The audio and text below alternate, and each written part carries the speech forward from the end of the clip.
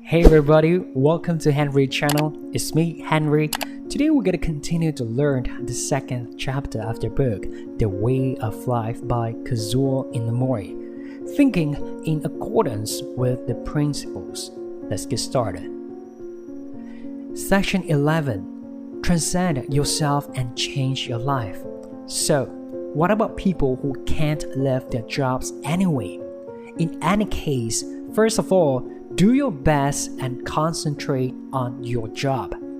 In this way, a sense of joy and accomplishment will gradually arise in the pain. Love and concentration are like the front and back of a coin, a cycle of causality. It is because of the love that you can concentrate on it, and you will naturally fall in love with it. Of course, it is hard to avoid at the first time. However, you must repeatedly say to yourself, I'm doing an amazing job, and what a lucky job is this. As a result, the attitude towards work itself has undergone a major change. No matter what kind of work you are doing, you can create great results with your concentration, which will gradually generate fun and interest. Once you are interested in it, the enthusiasm will be higher and the results will be more.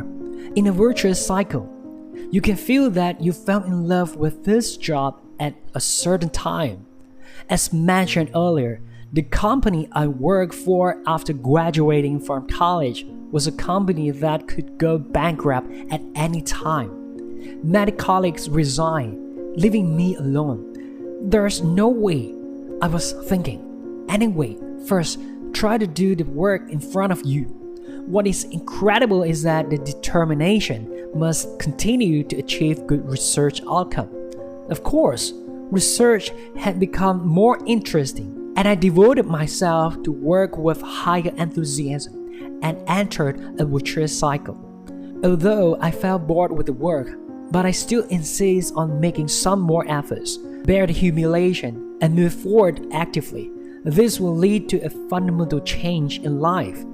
It can be said that the most important thing at this time is to conquer oneself.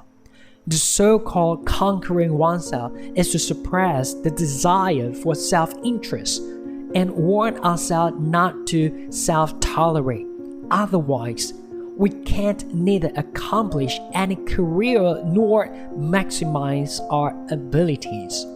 For example, someone earns 80 points for serious study. In contrast, someone who is flexible and shrewd but doesn't study well gets 60 points. The latter say to the former, that person is a good student who studied hard and got good grades for granted. As long as I study hard, the score will be higher than him. After this kind of person enters the society, he will not be able to achieve great things without working hard, and he will be leader to lower others in order to achieve the goal of elevating himself. He was nothing remarkable in his college days. My grades were several levels better than him. It might make sense if only for potential capabilities. However, the attitudes and enthusiasm towards things are worlds apart. According to the equation of life, they will lead to a reversal of each other's life. The so-called students who study their homework hard are those who do not watch the movies or TV they want to watch, are uncomfortable and struggle with difficulties. The same goes to the people who succeed in society. It must be the result of hard work that suppresses their desire to play. People who despise this kind of hard-working people are the people who do not face their own avoidance and laziness, but squint their eyes on the real hard work of others. The true ability of a person mentioned here may also include self-denial in dealing with things frankly. Even if he has extraordinary abilities, he is willing to relax and reluctant to work hard. In a sense, he lacks of the ability to use one's innate talents. To perform an excellent play on the long-run stage of life and achieve fruitful results, this ability is not simply a comparison of the number of brain cells. It is that whenever we work meticulously, face difficulties, and persevere, this is the only way to success, and it is also a principle that we should keep in mind in our daily lives. Seriously, desperately, and work hard. It may sound ordinary, however, it is these ordinary sentences that hide the true meaning of life. Section number 12. Simplify the complex issues. At Kyocera, there are often semi-arguing and semi-serious disputes among employees and between various departments, such as, "It's not like that," "It's not right," "It should be like this," etc., and so on. For example, regarding the delivery date and price of a new product, if the manufacturing department says it is A, then the sales department reports it as B. When I was the general manager, once there was a dispute between various departments, it was impossible to draw conclusions. Then go to the general manager. Most of the time, they let me make the final judgment. Therefore, after listening to the reasons given by both parties, I came to the conclusion that it should be this way. This way is better. Everyone expressed conviction, as if the speeding argument just now was not real, and they all returned to work easily and happily. The problem was resolved, not because the highest ranking authority kept talking. It was because, from the standpoint of a third party who is far from the interested parties, I calmly analyzed the problem and found that the cause of the most disputes were actually extremely simple. I pointed out these problems and proposed solutions. For example, when there are disputes between departments and a complicated situation is present, it's like you put off the tangled thread. You will find that after solving the problem, most of the time the reason is negligence of the necessary contact and lack of the important communication sentence like "thank you," such a simple, trivial, and self-interested reason. Thus, my conclusions are based on the essence of what is correct criterion for being a person. So my judgment becomes the okay ruling. In order to make accurate and fair judgment, it is most necessary to look at problems with clean eyes. Moreover, don't be fooled by the minutiae, but focus on the root of the problem. If you look at it in this way, you will find that there are many serious situations such as international problems, small until family disputes, and various conflicts in society. The parties have their own intentions, and each has a lot of reasons. What was originally a very simple problem has become complicated and weird. Therefore, the more complicated the problem is, the more it is necessary to return to the original point and make judgment based on simple principles.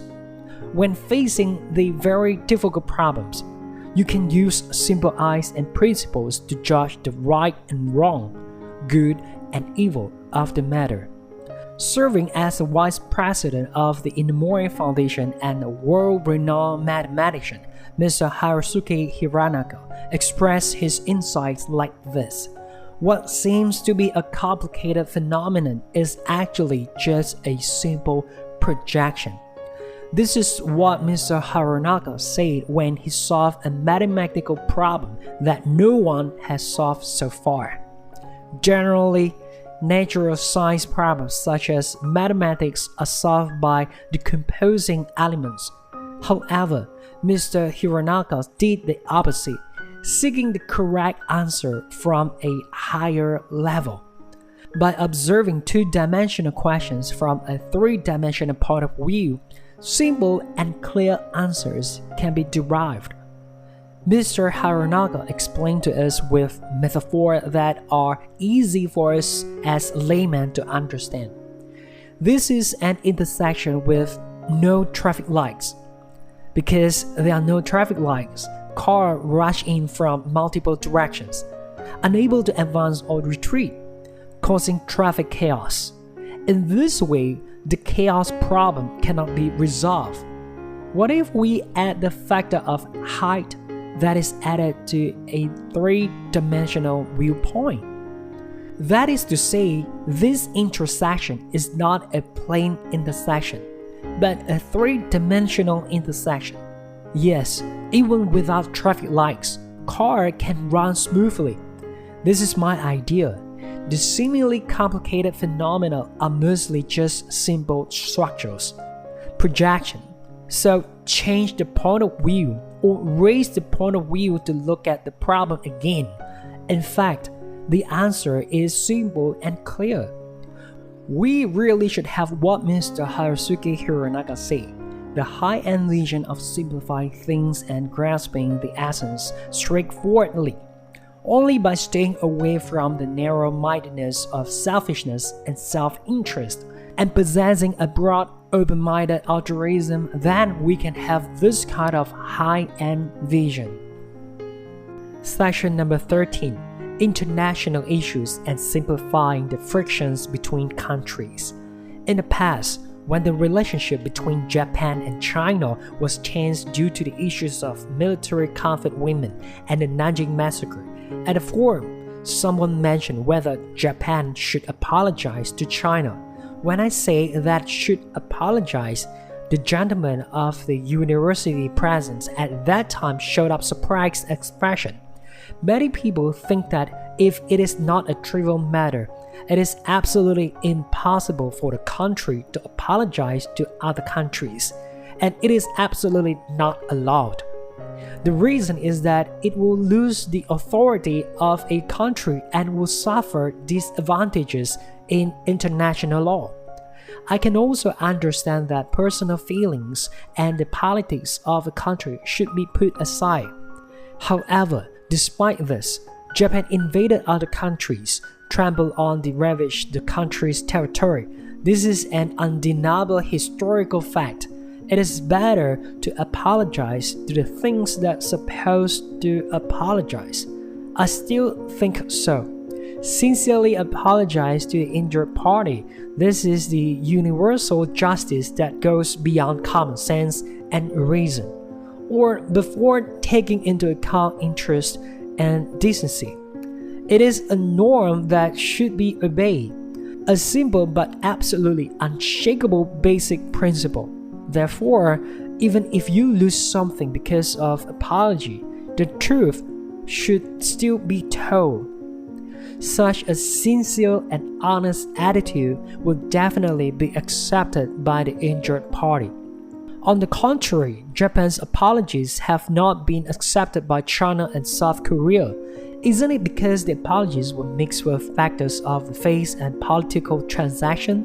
Moreover, because the original simple matter is considered complicatedly. This is a practical proof that makes the problem more complicated. In this way, with regards to issues such as international disputes or economic frictions, as long as you consider from the starting point, you can see clues to the solution. The more complicated the problem, the more it is necessary to make judgments and action based on simple principles and simple ideas and get a direct insight into the nature of things and solve problems. For example, the problem of economic friction between countries is mainly caused by the imbalance of trade benefits. The problem occurs because of national borders, because each country implements its own policies and its own currency. Different countries have trade deficits, and economic friction will also accompany them. The economy has become globalized. People and things can cross borders and communicate freely. However, the policies and currency system of different countries have become obstacles, creating friction between the rich and the poor. If we withdraw the border, the whole world will become one country. The policy and currency will be unified. Wouldn't the problem be easily solved? Based on such simple principles and ideals, I have previously proposed a world federal government concept. In other words, all countries and nations in the world abolish national borders and form a community and develop in peace and coordination. In order to realize this idea, I propose to establish an international institution with the goal of the world without borders and implement various policies. The economy has achieved borderlessness, and politics should create a world without borders. This is a bold vision, and there are many urgent issues to be solved in order to realize this. But this is neither a dream of wind nor a mere talk on paper. Why? Because developed countries have had to implement policies coordination on economic policies. In fact, national sovereignty is increasingly restricted. In addition, the establishment of the EU, European Union, was a preheating event for the federal government of the world. And there, Europe became a community, and the different political and economic policies of various countries tended to be unified. The born of the euro, a unified currency, can be called as a symbol. If this is the case, it is by no means impossible for this trend to expand to a global scale. Some people may accuse that once the concept of nation is abolished, the history or culture of each country will also die out. However, mankind has experienced a development process that is longer than history of the country, and it must continue for a long time in the future. First, they are human beings and then become countries, and it is impossible to go opposite way. Moreover, it is impossible for culture and history to die out because of abolition of national borders. Therefore, even if I have been criticized as being too naive, I still think that formulating ideas and taking actions based on the should be form of human beings, and it is necessary to think about the future of the world. Section number 14. In contact with foreigners, and reasonableness is more important than common sense. I describe the importance of thinking and acting in accordance with the principles in all occasions of life. It should also be extremely effective when dealing with foreigners or negotiating with foreign companies. That's because most of them have very good philosophical ideals about life and work, which makes it possible to argue against each other's principles. When Kyocera was an unknown SME, I actively carried out the outreach activities, hoping that foreign companies would use my company's products. My intention was that there were a lot of cases of Japan introducing technology from the United States at that time. Therefore, if our products can be approved by American manufacturers and let them use it, using this as a promotional point, many domestic companies may also adopt Kyocera's products. My own level of English is not good, but I did not hesitate to come to the United States to talk directly with other companies. I remember when I first arrived in the United States, I especially visited a friend living in a Western-style apartment one day in advance and asked about the usage of the foreign toilet bowl, which was still a rarity to the Japanese at that time. There were few opportunities to go abroad. During that time, $1 was exchanged to 360 yen. However, during the nearly 1 month stay in the United States, no matter how I paddled into the targeted companies, I failed to negotiate. traveling in a foreign country, walking around in foreign places, it was tired every day, backache, leg pains, and sweating profusely. All I got was snow and a sense of futility. The distance and bitterness at that time are still fresh in my memory. In spite of this, with the determination to never retreat, after unrelenting negotiations, the initial results finally appeared, and Kyocera's overseas trade volume increased little by little. During this process, I realized that foreign countries, especially in the United States, often use the word reasonable when judging something. Moreover, the surprising criteria of legitimacy and reasonableness are not social habits or common sense, but the principles and values that they uphold. Americans have established a philosophy of life rooted in self-belief and standards for judging right and wrong. This is a very fresh and exciting experience for me. Behind this, perhaps because of the cultural differences between the two countries, the biggest difference is the legal system. The Japanese law is modeled after the German legal system and belongs to statutory law. In other words, judging based on the provision has the disadvantage of being easy to dogmatize. In contrast, the United States is case law. That is to say, it is not too constrained to the provisions. According to different cases, the parties compare their own conscience and rules to judge whether it is legitimate. In a country with such a cultural background, a way of thinking with clear like mine is both applicable and effective. Regarding what I'm correct and advocating based on principles. If they think what you say is indeed reasonable, they will not be stuck on whether there is precedent or the size of the company and make a decision very quickly. Because of this, negotiations are always carried out quickly. With the development of globalization, the island nation of Japan must also survive in the international community. Whether it is work or things in daily life, we will associate with foreigners, and sometimes we have to go overseas. But at that time, we didn't need to overly greet each other. If you think it is legitimate, it is better to stand upright. In this case, Europeans and Americans who originally had a local culture should understand the legitimacy of the matter and respect it. The criterion for judging should be to always ask yourself, is this the correct criterion for being a man? Why? Because of the universality beyond national borders. Even if there are some cultural differences, they must be able to understand the fundamentals. An American in charge of the Kyocera groups at North America branch in San Diego said in an article in Kyocera's internal newspaper.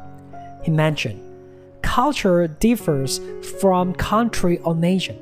However, business philosophy and basic principles in life are ultimately the same. For example, trying to create results in work, wanting to do good deeds for society, and etc. No matter which country's culture is in, no matter what kind of religion, these should be universal truth. He said what I wanted to say for me. In other words, no matter which country it is in, and universal philosophy as a criterion for judgment is necessary in business operations. The more common it is, the more effective it is, because it is rooted in the ethic and morality of justice in the world, and it knows no borders. The so-called principles of life refers to things that are common to all mankind that transcend national and regional differences and the limitations of the time. That's all for the sharing today. If you find values and like this video, please consider to hit the subscribe button and share. Most importantly, Leave your message here and let me know what you think. I would love to read your comment and reply to your comment. I hope to see you in the next video.